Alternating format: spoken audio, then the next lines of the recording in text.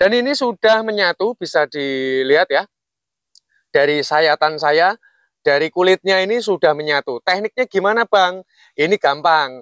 Mata ini ya, bekas pelepah ini harus bertemu dengan bekas pelepah yang ada di supaya nanti tidak layu. Separuhnya ini juga diseset. Perhatikan ya, nanti hasil dari sesetannya ini karena menjadikan penentu apakah nanti singkong kita ini akan bisa tumbuh atau tidak. Tutorial ini bukan sembarang tutorial, saya akan buktikan. Nah, cara menanam pohon singkong supaya dapat menghasilkan umbi yang lebat, super besar alias jumbo. Nah, tapi yang masih belum diketahui oleh banyak orang adalah bagaimana supaya umbinya itu maksimal, tapi tidak memiliki rasa langu, juga tidak pahit. Sehingga kalau direbus memiliki cita rasa yang menggoda selera. Digoreng aromanya sangat renyah. Dari Dinas Pertanian ataupun fakultas dan juga para pakar singkong ini sepakat bahwa cara menanam singkong agar dapat menghasilkan umbi yang maksimal, itu kita harus melakukan sistem okulasi sambung pucuk seperti ini. Nah, jangan tergesa-gesa pergi dulu, saya akan membuktikan ya. Apa benar singkong itu bisa disambung pucuk? Sangat bisa sekali ya. Padahal ini masih baru kurang lebih seminggu lebih saya sambung pucuk ini. Dan ini sudah berhasil saya sambung ya. Ini batangnya masih hijau, sudah keluar akar. Ini sudah menyatu antara bagian atas dan bagian bawah. Nah, kalau untuk menghasilkan umbi singkong yang lebat, itu mudah sekali, yaitu dengan cara mengingat populasi singkong ini yang paling besar dari ke-300 lebih jenis populasi singkong di Indonesia ini adalah singkong karet. Maka entres untuk bagian sambung pucuknya ini kita harus menggunakan singkong karet, gitu ya. Tapi ingat, karena jenis singkong karet ini ada banyak, carilah singkong karet yang bisa dikonsumsi. Jangan singkong karet yang jenis genderuwo ya. Dan ini sudah menyatu, bisa dilihat ya. Dari sayatan saya, dari kulitnya ini sudah menyatu. Tekniknya gimana Bang? Ini gampang. Mata ini ya, bekas pelepah ini harus bertemu dengan bekas pelepah yang ada di bagian bawah. Jadi seumpamanya sobat ini menyukai singkong roti, ya, berarti bawahnya itu harus pakai singkong roti. Kemudian atasnya dapat menggunakan singkong karet. Lalu untuk menghasilkan umbi yang lebat, saya kasih tahu. Riset membuktikan bahwa munculnya akar ini dari sekitar bekas pelepah ini. Maka bekas pelepah ini carilah yang rapat, jangan yang jarang kayak gini. Kalau yang jarang seperti ini bagian bawah, sudah saya pastikan tidak 100% ya. 1000%, maka umbinya akan sedikit. Nah, pemirsa ya, ini riset saya sudah membuktikan. Dan juga dari hasil sambung pucuk okulasinya, bisa dicermati ya, saya akan mendekatkan secara perlahan nih. Seperti ini ya, ini udah nyatu dia. Ini udah jelas-jelas fake hidup, bahkan yang sebelah sini sudah menyatu. Lalu bagaimana triknya untuk menghindari rasa langu dan pahit? Nah, ini ada sistem tersendiri. Kenapa orang tua dulu kalau habis panen singkong, batangnya itu suka disenderin? Kalian pasti tahu ya. Bahkan ada yang dibalik. Nah, itu untuk menghindari rasa langu ataupun pahit. Dan rasa langu atau pahit itu harus juga dijauhkan. Cara menanamnya itu dari pohon besar itu nggak boleh nyampur. Apalagi seperti pohon pepaya, seperti pohon jati, pohon-pohon besar yang lain yang memiliki aroma yang pahit. Mahuni itu apalagi ya, pohon mahuni itu kan pahit banget. Bijinya aja itu pahit banget ya. Lalu cara yang handal untuk memaksimalkan supaya nanti umbinya itu besar. Nah, karena ini saya tanam di sini, ini hanya supaya nanti tidak mengalami dehidrasi ya. Jadi bagian bawah ini batangnya harus menyentuh dengan tanah. Makanya ini saya campurkan. Jadi ketika okulasi nanti sudah benar-benar berhasil, baru nanti akan kita pindahkan. Untuk pembesaran buah ataupun umbinya, sebelum ditanam itu kita harus melakukan sistem pelukaan pada bagian bawah. Ingat ya, karena akarnya ini muncul, ini nanti kita dapat memotongnya terlebih dahulu ya. Memotongnya kita potong, lalu kita lakukan sistem pelukaan yang seperti ini. Tujuannya apa? supaya nanti dari hasil fotosintesis itu tidak mudah untuk ini ke atas dan ke bawah. Jadi menghambat dari pergerakan dari hasil fotosintesis. Sehingga nanti singkong ini dia akan berfokus terhadap pembesaran umbinya. Pemirsa bisa lihat ya, ciri-ciri yang mengalami keberhasilan itu seperti ini. Nih, ini udah mulai pecah mata tunas yang baru ya, yang masih muda ini. Berarti okulasi ini berhasil.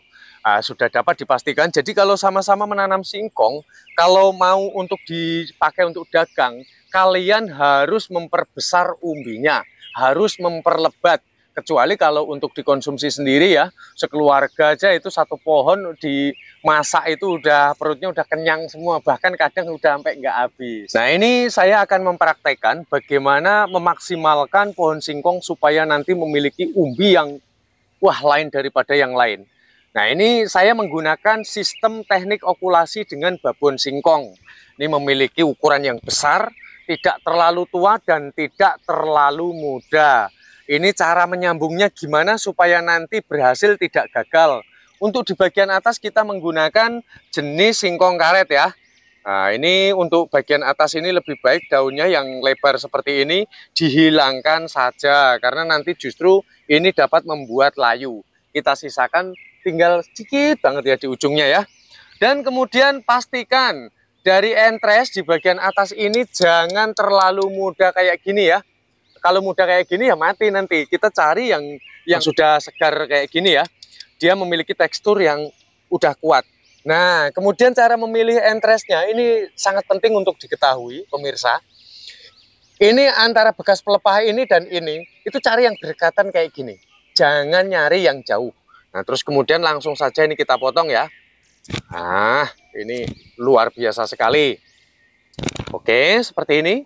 Dan kemudian cara memotongnya ini kunci daripada segalanya. Jadi jangan sampai memotong itu seperti ini ya. Jangan sampai dihilangkan semua, tapi sebagian ini saja yang diseset dan sebagian ini saja. Biasanya kalau singkong kan pelepahnya ini kan berlawanan ya. Berlawanan antara yang kiri dan kanan itu seperti ini. Maka kita harus nyesetnya seperti ini. Nih, separuh saja yang kita seset. Nih, caranya adalah demikian. Sangat mudah sekali bukan? Nah, jadi pemirsa ini boleh nyeset singkong ini hanya separuh seperti ini. Tapi saya akan lebih menganjurkan supaya nanti tidak layu, separuhnya ini juga diseset.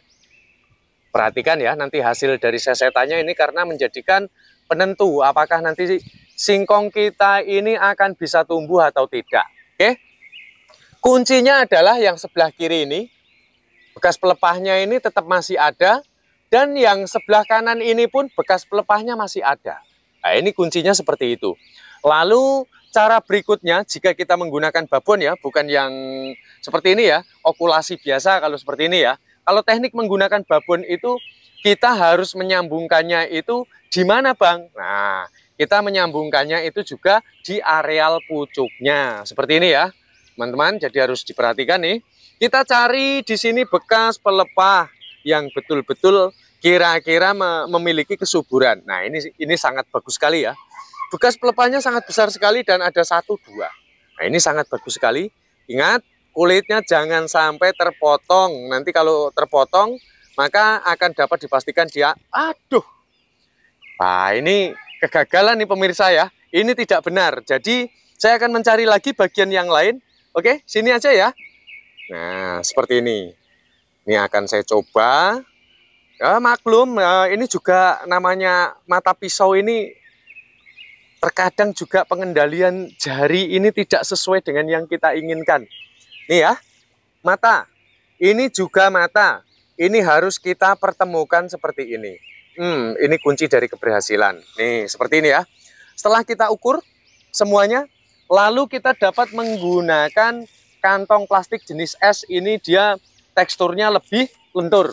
Jadi nanti bisa dipotong sekian. Ini kemudian langsung dapat kita tarik ya. Jangan kencang-kencang, nanti malah putus. Sebelahnya pun dapat kita tarik seperti ini. Asik kan? Nah, kenapa harus menggunakan plastik es? Karena entres ini tidak boleh bergerak. Kalau bergerak maka sudah dapat dipastikan dia akan mati. Seperti ini, kita masukkan ya. Mata bertemu dengan mata. Sudah ya, ini mata, ini dan ini juga mata. Tekniknya adalah begini. Jadi tingkat resiko kegagalannya itu sangat minim sekali kalau mau memperhatikan dari cara yang sudah ini saya terapkan ini. Langsung kita tarik. Karena kalau kita nanti menggunakan plastik yang jenisnya bukan plastik es ya, nggak kuat kayak gitu, kita mesti harus dobelin di atasnya sini, harus diikat.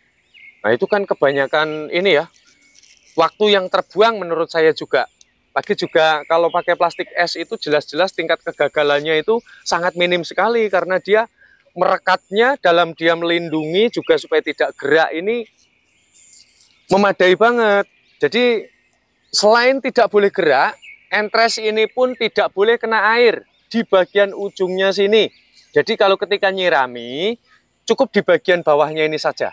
Nah, jadi untuk atasnya ini selama dia masih belum tumbuh akar, kalau udah tumbuh akar nanti kan dia akan terlihat. Ini cara yang bagus itu seperti ini. Oh ya, untuk panjangnya bibit di bawah itu berapa Bang? Nah ini untuk prospek penanaman berapa kali. Jika mau ditanam sampai 5 kali, maka gunakanlah ini panjangnya ini 80 cm. Kalau mau ditanam untuk 2 kali penanaman, gunakan 40 cm saja seperti ini. Ini langsung saja ya. Kemudian setelah seperti ini sampai di atas, ini harus kita tali nanti. Ini kita tarik dulu. Kemudian kita lingkarkan terlebih dahulu untuk ngunci. Supaya nanti dia tidak kena angin ataupun kena air. Nih, seperti ini ya. Lalu kita lilitkan kembali. Oke, langsung kita ikat seperti ini. Kita masukkan, kemudian langsung, sorry pemirsa, langsung kita tarik. Kita ulangi sekali lagi dengan arah yang terbalik, ya. Jika terbalik tidak mau, maka cukup kita lingkarkan kembali. Ini di bagian bawah ini ya, supaya dia itu napaknya benar-benar ketemu mata dengan mata. Ini untuk kuncian yang terakhir. Dan lalu untuk supaya ini dapat dipastikan ini betul-betul dapat kita ikat, kita dapat menggunakan gagang pisau. Ini dapat kita lakukan pengirisan, karena saya nggak ada gunting ini ya pemirsa ya. Jadi alat seadanya aja lah. Yang penting bisa untuk bekerja. Oke ya. Seperti ini. Langsung kita ikat. Yang menurut kita itu ikatannya kuat ya. Tidak kemasukan udara ataupun tidak kemasukan air. Nah, seperti ini. Gampang kan? Teknik okulasi babon singkong. Ini sangat unik sekali. Nanti dia akan tumbuh cabang-cabang di atasnya sini, tapi arahnya itu ke atas. Ini teknik babon. Biasanya ini umbinya akan lebih banyak jika dibanding dengan teknik yang seperti ini. Nah, untuk naruh bibit yang baik, sebetulnya ini hindarkan dari paparan sinar matahari terlebih dahulu. Baru ini kita pendam sedikit saja seperti ini untuk menghindari dari dehidrasi. Seperti ini ya. Biasanya ini usia 2 minggu itu sudah berani untuk dipindahkan. Akar-akarnya itu maka dia sudah akan muncul. Nah, demikian pemirsa, tutorial yang sangat bermanfaat sekali ya. Jadi sensasinya cara menanam singkong itu ya kita harus pengembangan ya. Kalau pengembangan treatment. Jadi kalau menanamnya main di tebas langsung ditancapkan ya hasilnya gitu-gitu aja. Gitu ya, pemirsa ya. Kita jumpa pada konten bermanfaat selanjutnya seputar singkong. Matur suwun.